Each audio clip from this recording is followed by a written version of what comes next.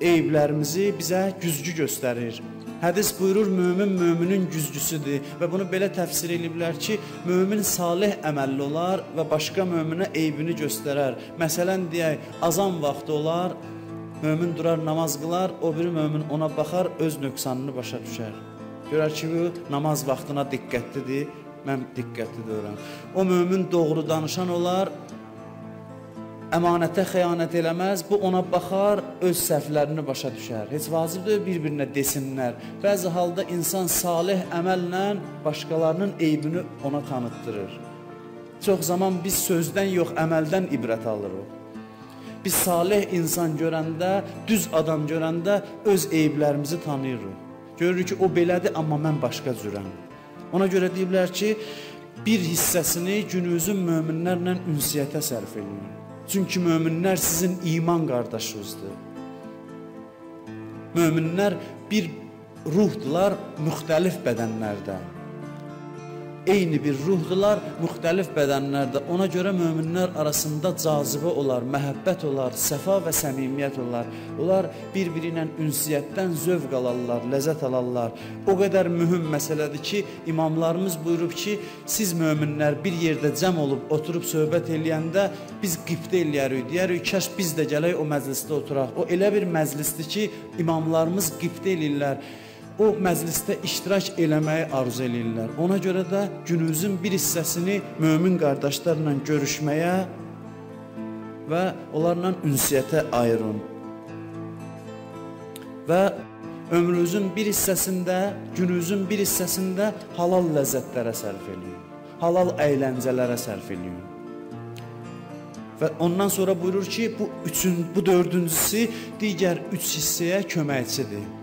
İnsan halal ləzzətlərini təmin eləməsə, insanın dincəlmək haqqı var, müxtəlif insanın içində meyillər, istəklər var.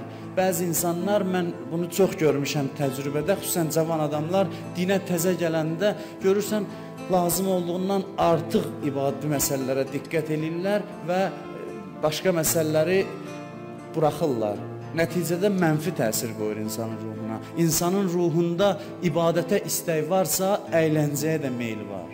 İnsan gərək bu tarazlığı qoruya bilsin. Halal əyləncə, halal dincəlmə, bunu hədis buyurur. Günün bir hissəsini insan gərək buna sərf eləsin ki, o hiss əgər təmin olunmasa, insanın ibadətinə mane olacaq. İnsanın Allaha yaxınlaşmasına mane olacaq. Ona görə də hər şeyi mömin həddində eləyər. Öz müəyyən həddində o şeyləri yerinə yetirər. İnsanların dünya ləzzətlərindən istifadə eləməyi Allah üçün olarsa əgər, Allah onu da bəyənir. Mömin dincəlir, əylənir halal əyləncə ilə. Allah onu bəyənir və ona ibadət savabı yazır. Hədisdə buyurur ki, üç şey möminə nicat verir. Möminə nicat verən üç şey var. Birincisi nədir? Birincisi budur ki, mömin dili ilə insanlara əziyyət eləməyə və onların qeybətini eləməyə.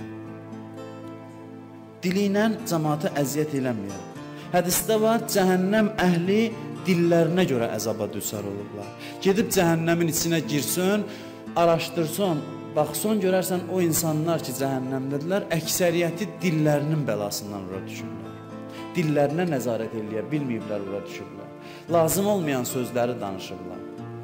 Dil balaca bir şeydir, amma səbəb olur ki, insanın ruhu əbədi əzaba, əziyyətə düçar olsun. Ona görə də buyurur, cəhənnəm əhlinin çoxu dillərinə görə əzabdadılar və əhli qəbristanın çoxu dillərinə görə nura qərq olublar. Ondan sonra buyurur, bunları deyəndən sonra buyurur, dilinizi qoruyun və onu Allahın zikrinə məşğul eləyin. Yəni Allahın zikri məqsəd Subhanallah deməkdir. Məqsəd budur ki, yəni günah söz danışmayın. Diliniz vasitəsilə haram söz danışmayın. Bu birincisi, möminə nicat verən ikinci şey budur ki, dünya və axirətinə xeyirli olan işlərlə məşğul olsun. Yəni bunun mənası budur ki, mömin bir iş görürsə, ya gərək onun dünyasına xeyir olsun, ya axirətinə.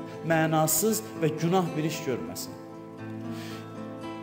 İbadət halındadır, ruzi qazanmaq halındadır, hər hansı bir haldadırsa, bax gör, bu iş sənin ya dünyava, ya axirətvə xeyirli olsun. İki haldan başqa olmasın. Dünya və axirət və xeyirli iş olsun və üçüncü möminə nicat verən cəhət budur ki, elədiyi səhvlərə günün bir hissəsini yatmamışdan əvvəl və yaxud sübh namazından əvvəl və yaxud da elə istənilən bir vaxtda, yaxşı olar ki, günün axırında özünü təftiş eləsin. Bu çox mühüm məsələdir. İnsan özünü təftiş eləsin, öz səhvlərini tapsın, o səhvlərinə görə buyurur, göz yaşı tökə bilirsə, yəni peşman olsun mənası bu. İnsan göz yaşı tökər, yaxud da peşman olarsa elədiyi əməllərə, o əməllər, pis işlər ondan uzaqlaşar və insanın islah olunmasına səbəb olar. Ona görə də möminlər günün bir hissəsini haqq hesab, özü ilə haqq hesab eləməyə sərf eləməlidir. Özü ilə məşğul olmasa insan, öz eyiblərini tapmasa, insan heç zaman düzəlməz. Biz diqqət eləməsə özümüzə, hamımız elə bilər biz yaxşı adamıq. Və hədisdə var, şeytan deyir ki, əgər bir insan özündən razı oldusa, onu mən həlak eləmişəm, onun nicat yolu bağlanır. İnsan o gün ki, dedi, mən yaxşı adamam, özündən razı oldusa, eybini görmədisə, o zaman da şeytan deyir ki, o mənimdir, o mənə məxsusdur. Onu mən yoldan tam çıxartmışam. Amma ağıllı adamlar öz eyiblərini axtarar, tapar və eyiblərinə görə peşman olarlar. Allahdan bağışlanmaq istəyərlər və bu səbəb olar ki, onlar islah olsunlar. Onlar Allahın yolunda addım atsınlar.